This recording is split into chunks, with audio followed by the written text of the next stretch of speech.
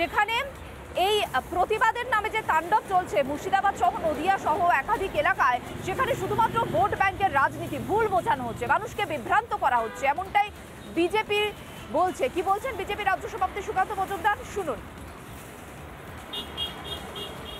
সরকারের সহযোগিতায় এই জিহাদিরা যেভাবে উৎপাত করে বেড়াচ্ছে, যেভাবে গণতান্ত্রিক দেশে অগণতান্ত্রিক আন্দোলন চালিয়ে যাচ্ছে এবং যেভাবে পুলিশের উপর হামলা হয়েছে, তাতে এটা পরিষ্কার হয়ে যাচ্ছে যে পশ্চিমবঙ্গের পুলিশই যদি সুরক্ষিত না হয় তাহলে এই পুলিশ কাদের সুরক্ষা দেবে?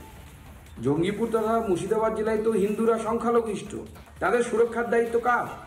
এবং মমতা বন্দ্যোপাধ্যায় এবং তার সরকার পুরো পরিকল্পনা করে এই ঘটনাগুলো ঘটতে দিচ্ছেন, যাতে এই 26,000 চাকরি চলে যাওয়া এই বিষয়টি থেকে পুরো মিডিয়া এবং জনগণের কনসেন্ট্রেশন যেন অন্যদিকে চলে যায়। আপনার পুলিশ যখন নপুংসক পুলিশে পরিণত হয়েছে, কেন্দ্র সরকারকে বলুন প্যারামিলিটারি ফোর্সেস পাঠাতে, বিএসএফকে পাঠাতে, দেখবেন সব ঠান্ডা হয়ে যাবে। কংগ্রেস নেতা অধীর রঞ্জন চৌধুরী কি বলছেন, শুনুন।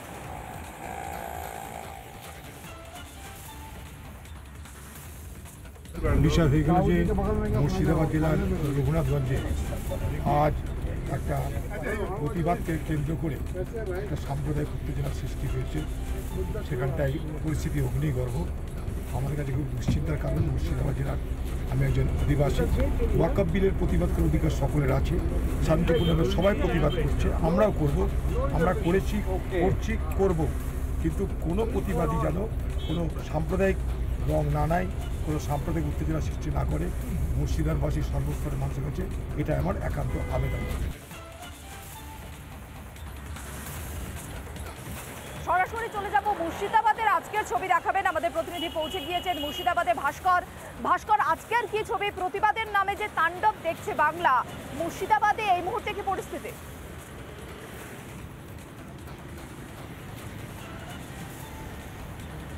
একদমই, দেখো মীনাক্ষী, গোটা মুর্শিদাবাদ জেলায় কিন্তু কার্যত থমথম করছে।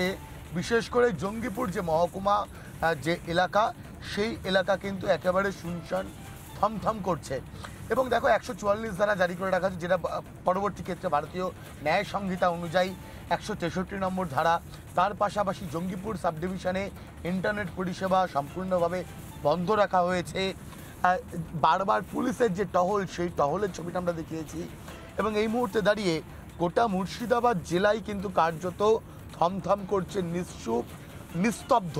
অনেকখানি আতঙ্কে রয়েছেন সাধারণ মানুষ, কারণ এই সংবিধান বিরোধীরা, এই দেশ বিরোধীরা, তারা প্রতিবাদের নামে কার্যত তাণ্ডব ধ্বংসলীলা চালিয়েছে। জ্বালিয়ে দেওয়া হয়েছে পুলিশের গাড়ি, ভাঙচুর করা হয়েছে একাধিক দোকানপাট। এবং এই মুহূর্তে দাঁড়িয়ে যদি শুধুমাত্র জঙ্গিপুর সাব ডিভিশনের কথা বলি, সেখানে মানুষ আতঙ্কিত, গোটা এলাকা থমথমে, শুধুই পুলিশি উপস্থিতি কার্যত চোখে পড়ছে। ইন্টারনেট পরিষেবা বন্ধ, একই সঙ্গে একই জায়গায় 5 জনের বেশি জমায়েত করা কিন্তু আইন বিরুদ্ধ, এমনটা ঘোষণা করা হয়েছে। অর্থাৎ ভারতীয় ন্যায় সংহিতার 163 নম্বর যে ধারা, সেই ধারাও কিন্তু ইমপ্লিমেন্ট করা হয়েছে জেলা শাসকের তরফ থেকে। অনেকে যেটা আশঙ্কা করছেন, এই প্রতিবাদের নামে এই কথায় যে বুঝতে পারছি এই মুহূর্তে থমথমে রয়েছে পরিবেশ। গতকালের এই তাণ্ডব চালানোর পর আজকে থমথমে মুর্শিদাবাদ। ধন্যবাদ ভাস্কর। আমি শুনে নেব সিদ্দিকুল্লাহ চৌধুরী, গ্রন্থাগার মন্ত্রী, তিনি কি বলছেন এই বিষয়ে।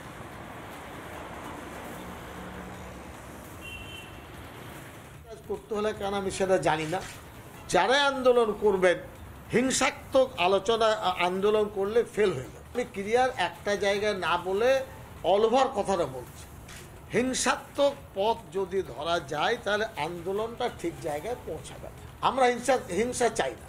হিংসা হলে আমরা আটকে যাব, ক্ষতিগ্রস্ত হয়ে যাব, আন্দোলনটা মাঝপথে থেমে যাবে। আর যদি হিংসা না হয় তাহলে আন্দোলন বিভিন্ন রূপরেখা নেবে। কোনোদিন দেখেছেন নন্দীগ্রাম আন্দোলনে আমরা কাউকে পাথর ছুঁড়েছি বা আমাদেরকে কেউ ছুঁড়েছে? সিপিএমের বুকের উপর যে আন্দোলন করেছে, এটাই তো হলো জমিয়তুল উলামার কেরিয়ার। অতএব কে কী করছেন, যারা করছেন বলবো শান্তিপূর্ণ আন্দোলন করুন, কারণ এই আন্দোলনটা দীর্ঘমেয়াদী করতে গেলে শান্তিপূর্ণ থাকতে হবে। নানা ধরনের কন্টেন্ট দেখার জন্য লাইক করুন, শেয়ার করুন আমাদের ফেসবুক পেজ, সাবস্ক্রাইব করুন আমাদের ইউটিউব চ্যানেল। পাশাপাশি অন্যান্য ব্রেকিং নিউজের জন্য অবশ্যই চোখ রাখুন রিপাবলিক বাংলায়।